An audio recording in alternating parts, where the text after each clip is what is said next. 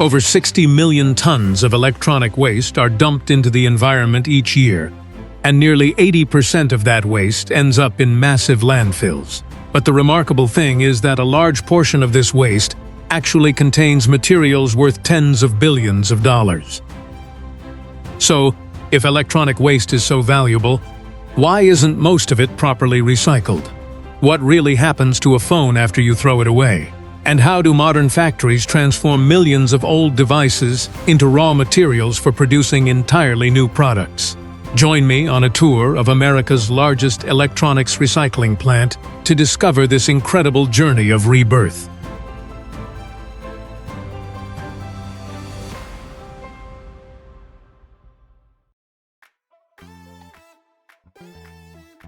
This is where millions of discarded electronic devices arrive every month for a second chance. Every day, trucks loaded with old computers, printers, phones, and servers roll through these gates. Some of these devices are only a few years old. Others have been sitting forgotten in storage rooms and warehouses for decades. They all end up here, a massive electronics recycling facility operated by Electronic Recyclers International, one of the largest e-waste recycling companies in North America. Spanning nearly 200,000 square feet, this facility processes 20 million tons of electronic waste per year. But not everything that enters this building will be destroyed. Some devices will be repaired, tested, and sold again. Others will be dismantled, shredded, and separated into dozens of different materials. And before any of that can happen, every single item must first pass through the same receiving process. And that journey begins right here. Everything begins in the receiving area. After being unloaded from trucks, pallets filled with computers, smartphones, printers, and a wide variety of other electronic devices are weighed, documented, and entered into the facility's tracking system. Each shipment is then assigned a barcode, so it can be monitored throughout every stage of the recycling process. This is also where the facility makes its first critical decision. Is the device still valuable enough to be reused? Or will it be dismantled and recycled into new raw materials? Because not every old device is truly waste.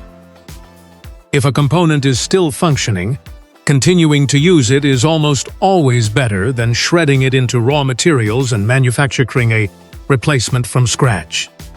That is why the facility has an entire section dedicated to component recovery. Here, technicians manually disassemble laptops one by one, searching for parts that still have value.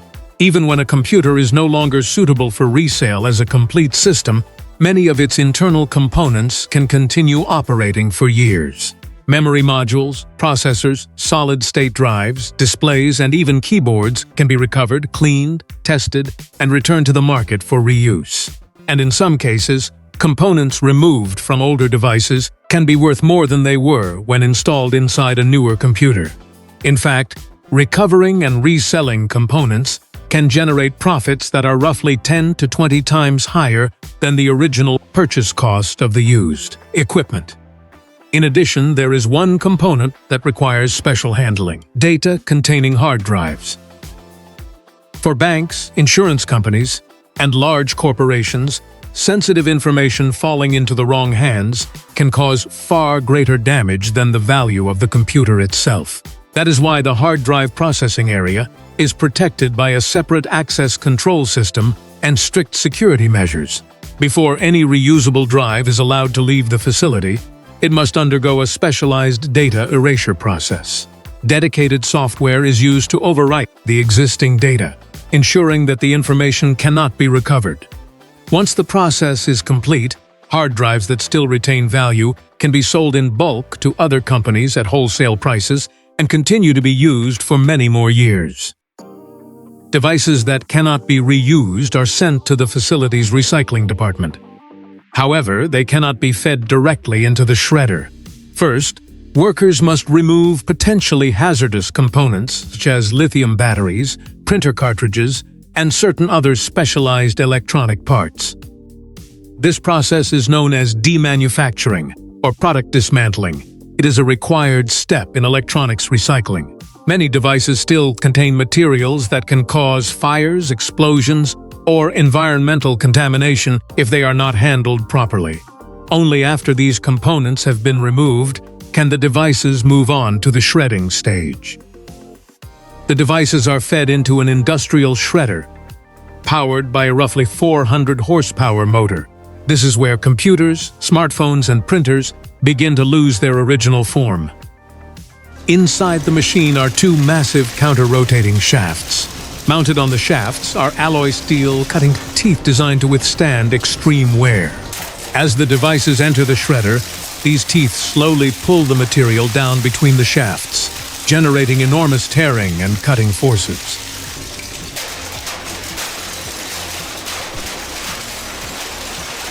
Plastic housings are broken apart. Metal frames are ripped into pieces. Circuit boards are quickly shattered as well. In just a few seconds, a complete computer is transformed into thousands of mixed material fragments only a few centimeters in size.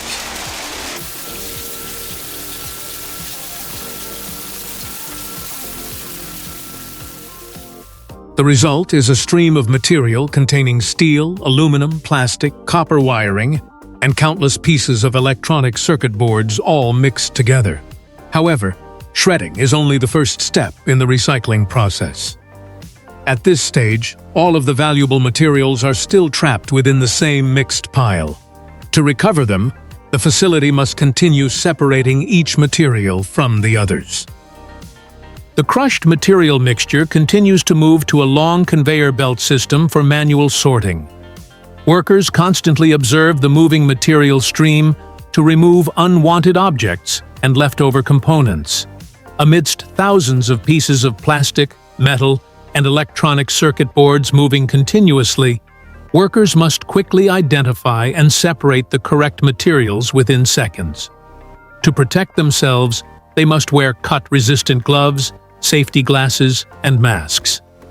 After the crushing process, many material fragments with very sharp edges and electronic dust also appear in large quantities on the conveyor belt. However, humans can only handle a small portion of the work. The rest is done by the automated sorting systems. The material then moves on to robotic sorting systems powered by artificial intelligence. Cameras continuously scan the conveyor belt, identifying the shape, color, and type of material in real time. When the system detects a target material that needs to be recovered, the robotic arms quickly pick it out of the material stream and place it into separate collection areas. The material mixture then passes through an eddy current separator, a sorting system specifically designed for electronics recycling. Inside the machine is a magnetic rotor spinning at extremely high speed, creating a constantly changing magnetic field. As conductive metal fragments, such as aluminum, pass through this area, electrical currents are induced within the material. Interestingly, these currents generate their own magnetic fields. As a result, the aluminum pieces are pushed away from their normal falling path and are thrown much farther than the surrounding materials. Meanwhile, plastics and other non-conductive materials are largely unaffected and continue falling along their usual trajectory. Using this principle, the facility can rapidly separate aluminum from the mixed material stream without relying on any manual sorting. However, even after the previous sorting steps, the material mixture still contained some types of plastics and other heavy materials. That's why the plant uses an additional system called Auto, which operates on a much simpler principle: density. Inside the system is a large water tank. When the material mixture is introduced, plastics with a density lower than water will float to the surface, while heavier materials will sink to the bottom.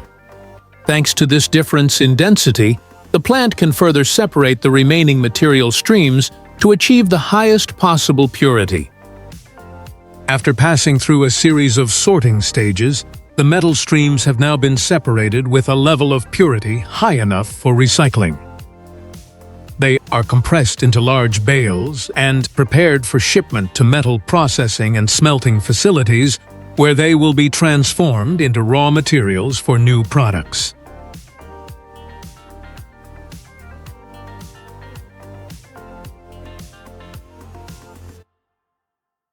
Among all the metals recovered from electronic waste, aluminum makes up a significant portion. And once it has been separated, its journey is still far from over. The recovered aluminum fragments are first transported to metal recycling facilities, where they are inspected and cleaned once again before entering the melting furnaces. There, the aluminum is heated to approximately 1,220 degrees Fahrenheit, above its melting point. Within a short time, the solid metal scraps are transformed into a stream of bright silvery molten aluminum. However, the molten aluminum still contains unwanted impurities. To remove them, engineers add special refining compounds that cause the impurities to rise to the surface as slag. This slag is then skimmed away, improving the purity of the metal.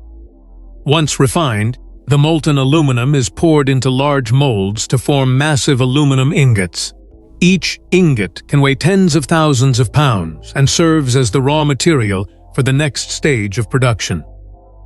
The ingots are reheated and fed into industrial rolling mills. Under the enormous pressure of steel rollers, the thick aluminum blocks are gradually flattened into long metal sheets. This rolling process may take place through multiple stages until the desired thickness is achieved. Finally, the aluminum sheets are wound into giant coils weighing tens of thousands of pounds. From there, they are shipped to factories that manufacture beverage cans, automotive components, electronic products, and thousands of other everyday items. Just a few weeks earlier, this same aluminum had been sitting inside discarded computers and smartphones. So, you've learned about the entire process of recycling electronic devices. It was interesting, wasn't it? Now, goodbye, and don't forget to subscribe to my channel.